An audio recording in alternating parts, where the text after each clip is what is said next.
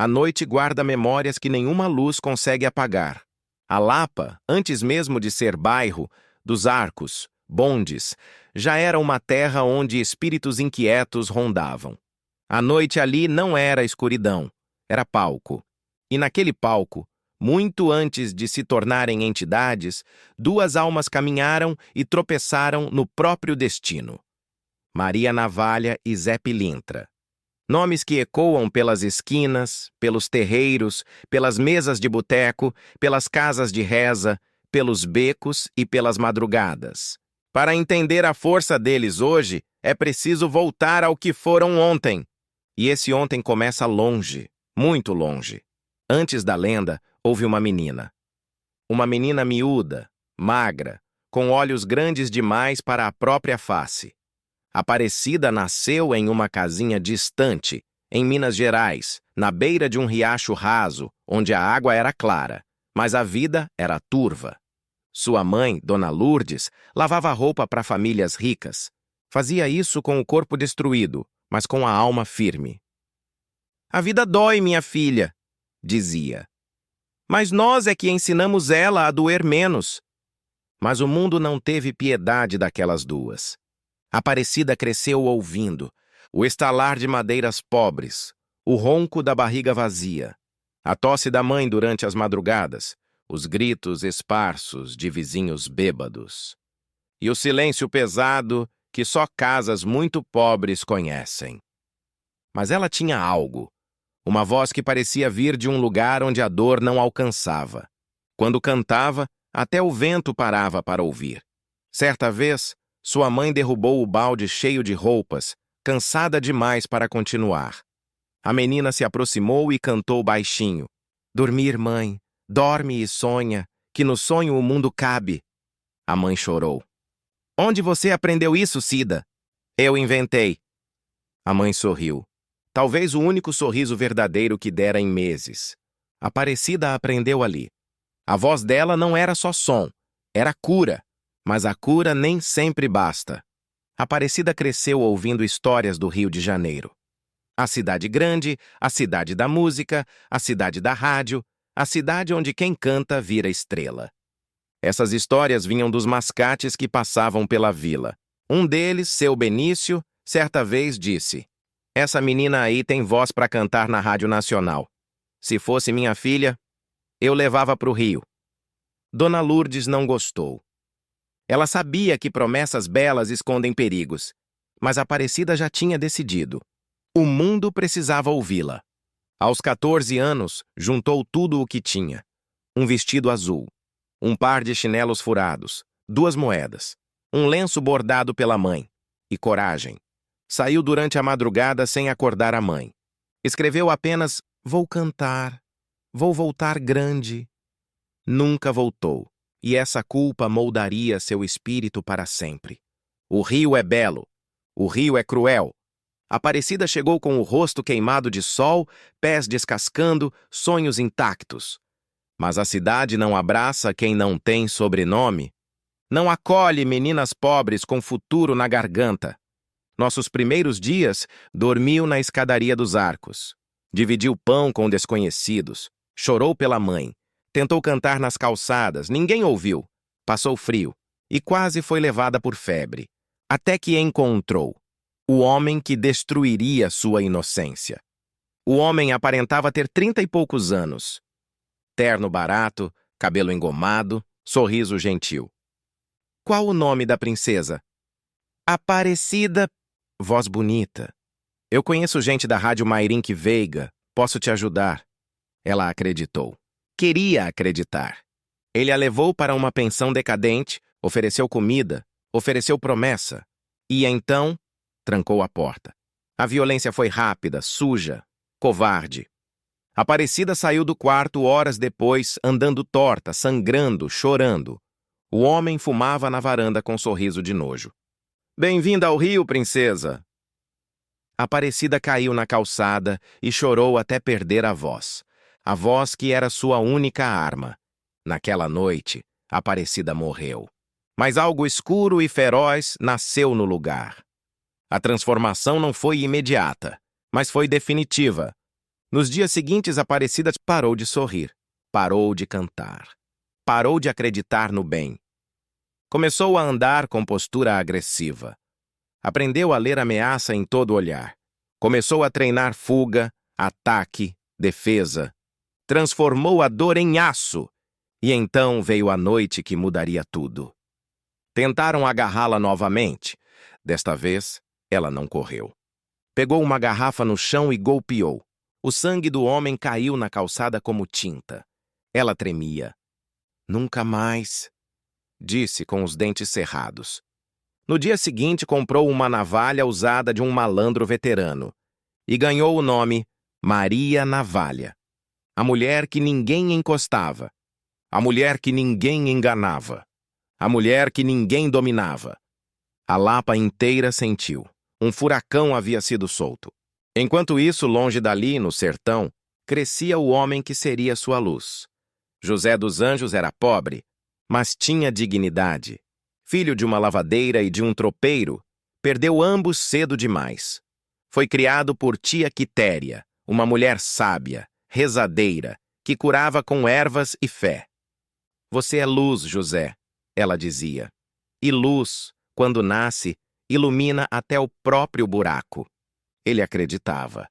Mas sua bondade era constantemente testada, passava fome com frequência.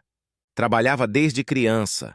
Apanhava de outros meninos. Tinha apenas 2 mudas de roupa. Ajudava a tia nas rezas. Mesmo assim, sorria. E esse sorriso o acompanharia até depois da morte. Aos 15 anos, José decidiu ir para o Rio. Lá tem trabalho, tia. Vou mandar dinheiro. Vou voltar quando melhorar. Tia Quitéria chorou, mas deixou. Ele atravessou o país em pau de arara. Chegou magro, cansado, mas ainda sorrindo. Dormiu na rua. Passou fome. Mas seu sorriso e sua educação chamavam atenção. Foi contratado como engraxate primeiro, depois como garçom, depois como ajudante de botequim. E ali nasceu a lenda. José virou Zé Pilintra aos poucos. Atendia bêbados com paciência.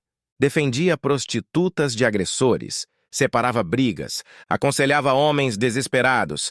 Fazia favores. Emprestava o pouco que tinha. Dançava samba com elegância. Nunca levantava a mão para ninguém. E sempre com o sorriso calmo.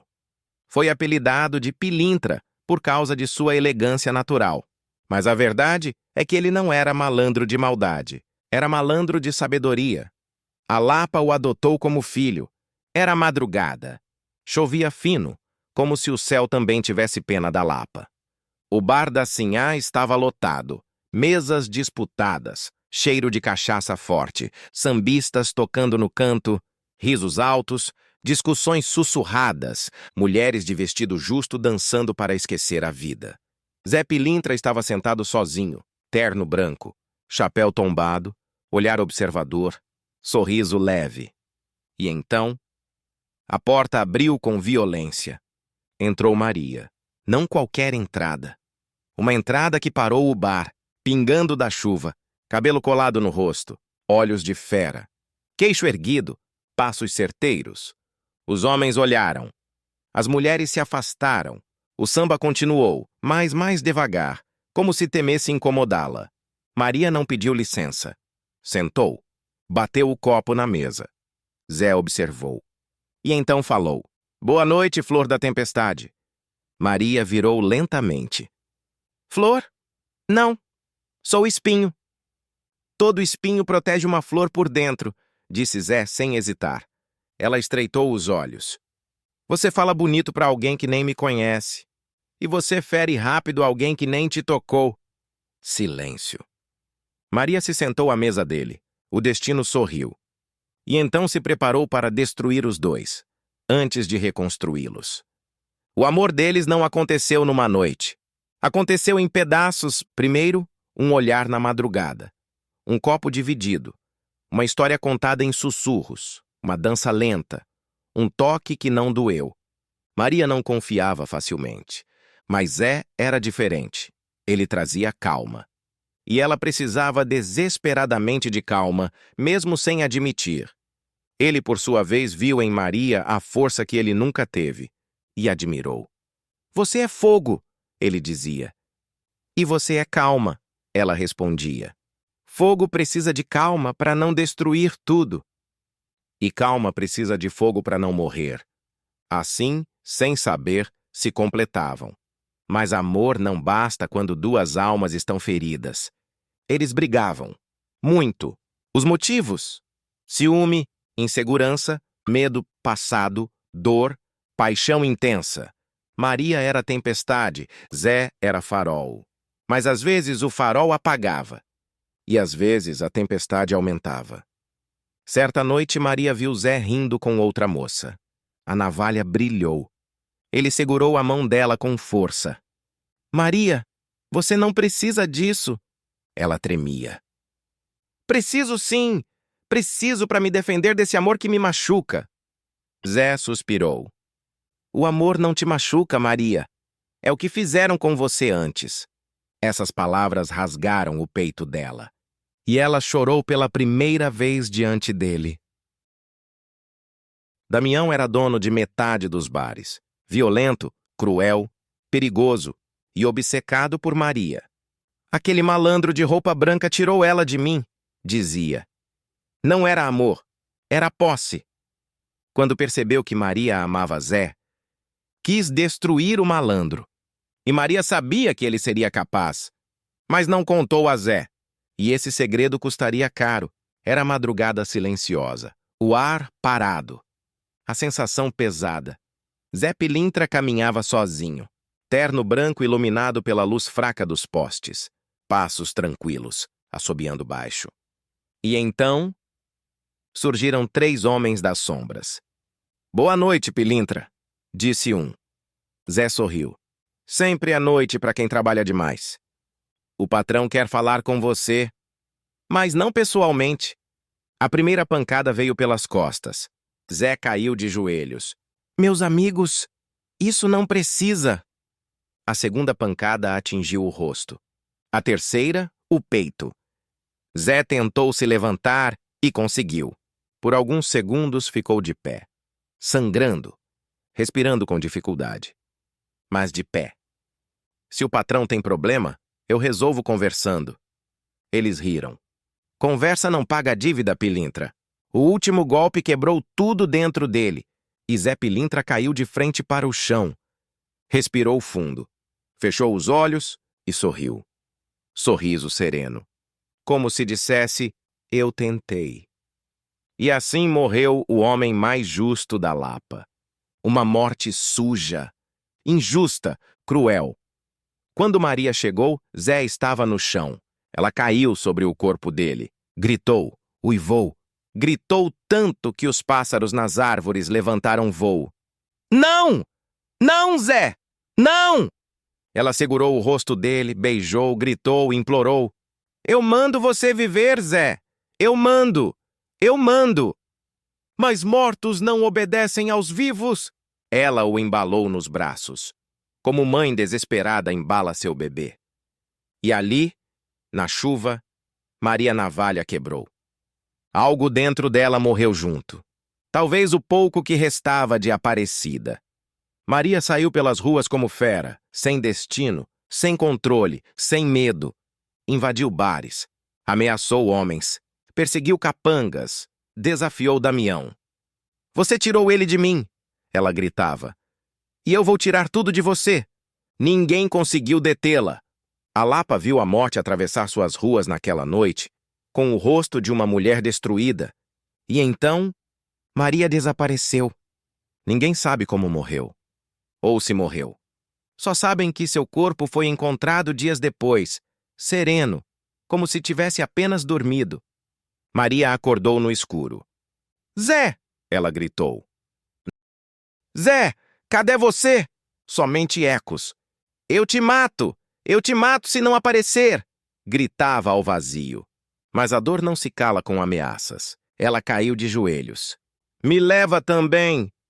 Uma sombra tentou puxá-la para baixo, mas uma luz a segurou e disse, ainda não. Você tem caminho. Zé acordou num lugar claro, sentiu paz, sentiu calma, sentiu finalmente ser compreendido. Bem-vindo, filho, disseram espíritos. A sua vida inteira foi luz. Ele olhou ao redor. E Maria? Ainda luta. Ela virá, mas precisa se reconstruir. Zé esperou, com paciência infinita, porque amor verdadeiro não apressa ninguém. Maria precisou enfrentar seus traumas de infância, a violência que sofreu, sua raiva, sua culpa pela morte de Zé, sua dor acumulada, seu sentimento de abandono, seu auto-ódio, sua ferocidade, sua fragilidade. O processo foi longo, mas um dia ela finalmente se viu como era. Uma mulher que sobreviveu ao impossível. Uma alma forte. Uma luz afiada. E então renasceu como Maria Navalha da Lapa, pombagira de força, justiça, sensualidade e proteção. Maria caminhava num caminho púrpura do astral, cabelos soltos, vestido vermelho profundo, navalha brilhando como símbolo. E ouviu. Está linda, Maria. Ela virou. Zé estava lá, chapéu inclinado, terno impecável, sorriso calmo, olhos brilhando de saudade. Maria correu. Ele abriu os braços. Ela se jogou neles. Choraram, riram, se reconheceram. Você esperou. Ela sussurrou. Sempre espero por você, Maria. Ele disse, acariciando seu rosto. Sempre. E ali, no abraço que nenhuma morte destrói, os dois se tornaram parceiros de trabalho espiritual. Não amantes desesperados como antes, mas almas maduras, equilibradas, divinas. Quando a madrugada está pesada, quando uma mulher ferida encontra coragem, quando um homem injustiçado recebe proteção, quando uma briga termina sem tragédia, quando alguém escapa por pouco do perigo, há quem diga, Maria Navalha abriu o caminho, Zé Pilintra caminhou ao lado. E assim será enquanto houver noite. E porque a noite, a eles pertencem.